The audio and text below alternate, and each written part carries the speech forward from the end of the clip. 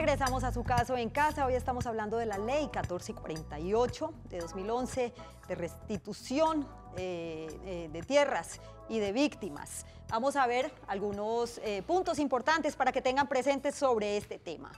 La Ley 1448 de 2011, conocida como Ley de Víctimas y Restitución de Tierras, es una herramienta jurídica por la cual se dictan medidas de atención, asistencia y reparación integral a las víctimas del conflicto armado interno. Entiéndase muy bien esto, conflicto armado. Son consideradas víctimas las personas que individual o colectivamente hayan sufrido un daño por hechos ocurridos a partir del 1 de enero de 1985 con ocasión del conflicto armado interno.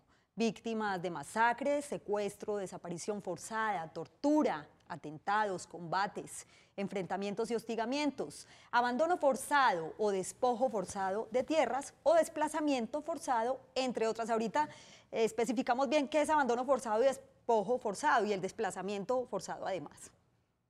Muy bien, otro punto importante, no serán considerados como víctimas quienes hayan sufrido un daño en sus derechos como consecuencia de actos de delincuencia común. La restitución de tierras es el derecho que tienen las víctimas a que les sean devueltas sus tierras cuando éstas fueran despojadas o abandonadas a causa del conflicto armado. Y por último, para declarar tu caso puedes dirigirte a las instalaciones de... Esto es muy importante que tomen nota porque muchas personas preguntan qué hacer, a dónde se dirigen.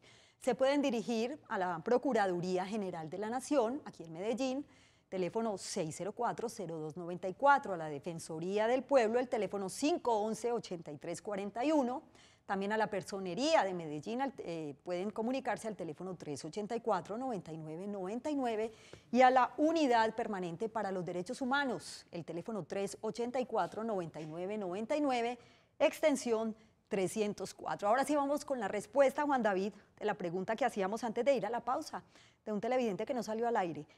Si falleció alguien por causa de la violencia en una de las comunas, ¿su familia tiene derecho a ser reparada como víctima por una bala perdida, por ejemplo? Bien, acá habría que determinar lo siguiente, el tema de reparación y el de declaración. Entonces, las personas que sean víctimas de diferentes grupos armados y por diferentes hechos victimizantes, sea esta amenaza, desplazamientos u homicidios, entre otros, pueden pasar a la personería y declarar. Sobre todo en el tema del homicidio hay 3 documentos que son bases para poder valorar técnicamente un caso. Está el acta de la Fiscalía, el acta o la partida de defunción y el documento de identificación de la víctima. Estos 3 documentos son los básicos para la víctima y obviamente pues el documento de identificación de la persona que es el familiar que va a hacer la declaración por la muerte de aquella persona querida. Esos 3 documentos, uno toma la declaración y la envía a Bogotá. Entonces hay una declaración que toma la personería del Ministerio Público en estos casos y se manda a la Unidad de Víctimas y la Unidad Nacional de Víctimas es la encargada por competencias legales de hacer la valoración técnica, jurídica y contextual de los hechos que narra la víctima. Y eso, según la ley, se determinaría en 2 meses, tendrían esas víctimas respuesta de inclusión o no en el registro. Entonces no creería que si tienen el derecho, sí, obviamente lo tienen. Acá lo que habría que entrar a valorar es que se espera que la prueba técnica, contextual y jurídica sean muy fehacientes para que Bogotá pueda valorar a favor de la víctima y obviamente tener un proceso de reparación y las medidas garantistas pues, en el tema de la restitución, del restablecimiento de derechos. El tema de hoy en Su Caso en Casa, Ley 1448 de 2011, sobre víctimas y restitución de tierras. Reparación de víctimas, está con nosotros Santiago Jaramillo, en el municipio de Briceño. Bienvenido y adelante con su pregunta. Gracias, Yasmín. Mira, mi pregunta es, yo en el año del 95 hubo una toma guerrillera acá en el pueblo. Mi papá y mi hermano fueron asesinados. Mi mamá y yo quedamos en casa. Yo quiero saber si nosotros nos cobija la ley de víctimas y a qué tenemos derecho. En el año 95 en el municipio de Briceño. Gracias por participar con nosotros esta tarde, Santiago. Correcto. Sobre el tema del tiempo para poder hacer las declaraciones, les repito que normalmente pues, la norma la modificaron el año anterior, que las personas que fueron víctimas de hechos cometidos a partir del 1 de enero de 1985 hasta el 10 de junio del 2015, aquellas víctimas que no declararon, pues normalmente, entre comillas, quedarían por fuera de la ley 1448. Ahora, la misma ley o el decreto establece que aquellas personas, por ejemplo, en el caso del señor, que los hechos fueron en 1995 y no han sido declarados, pues bien el Ministerio Público podría tomar la declaración y el funcionario que toma la declaración es quien justifica la fuerza mayor o el caso fortuito que determinaron la imposibilidad de poder declarar. Es decir, acá hay que justificar por qué en el tiempo que la norma determinaba para que las personas declararan, no declaró. Esto me da pie, Juan David, para hacer otra pregunta y tiene que ver precisamente con la declaración. Si una persona es víctima de la violencia en cualquiera de los municipios o regiones de Colombia y no hace esta declaración a tiempo, o sea, ¿cuánto tiempo tiene que tardar en hacer esa declaración como víctima para ser reconocido realmente como tal? Correcto. Acá la norma también establece lo siguiente en el tema de las declaraciones. ¿Quiénes sí pueden declarar hechos victimizantes a partir de 1985? Y creería que le doy respuesta con esto.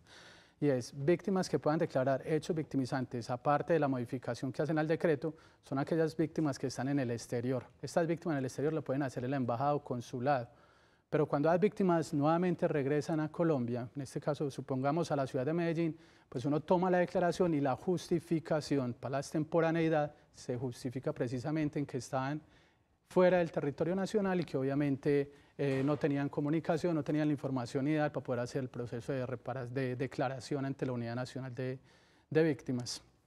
Muy bien, Juan David, ahorita veíamos unos puntos muy importantes en los gráficos y en la información que le entregábamos a los televidentes. Y quiero precisar en dos términos que pues para mí se confunden. ¿Cuál es el significado realmente del despojo y abandono forzado de tierras dentro de los parámetros de la Ley 1448 de 2011? Correcto. Pero venga, creería importante hacer la claridad de lo siguiente. Sobre la pregunta que le acaba de responder, hay otros hechos victimizantes que bien se pueden declarar. Está el tema, le repito, víctimas en el exterior, está el tema de restitución de tierra, el tema de delitos contra la libertad sexual en el marco del conflicto armado y el tema del reclutamiento. Sobre la pregunta, sí, sobre la pregunta que acabas de mencionar, hay dos términos acá a diferenciar, uno que es el despojo y el abandono del predio, ¿cierto? Sí. El despojo es cuando aquella persona víctima sale de su tierra y hay un tercero, una persona, un grupo, unas compañías que se encargan en comprar, conociendo que obviamente en la compra de ese predio pues podría bajar su valor, ¿cierto? Aprovechando de las situaciones de conflicto armado para poder comprar esta propiedad con un valor que no vale, que no es equivalente al que deberían tener. Y el abandono es aquella víctimas que de pronto salen y abandonan su propiedad y esta está abandonada y no tienen conocimiento. Pero en el tema de esas dos figuras, la unidad de restitución de tierra es la encargada en mandar los peritos, verificar las propiedades, quiénes están en las propiedades, qué derechos tienen las personas que declaran, que obviamente pues les enfatizo acá que aquellas víctimas pues en el tema de atención se parte del principio de buena fe, entonces habrán víctimas que no tienen la escritura, las compraventas, ¿cierto? Pero igual la unidad de restitución de tierra es la encargada en hacer la verificación y obviamente inclusive en algunos casos es aquella entidad encargada también en poder suministrarle esos documentos legales que acreditan la calidad de propietario a aquella persona que quedó despojada o en este caso que haya abandonado su propiedad. Y ya para terminar, Juan David, antes de despedirnos, ¿qué mensaje le daríamos a esas más de 7 millones de víctimas registradas en Colombia?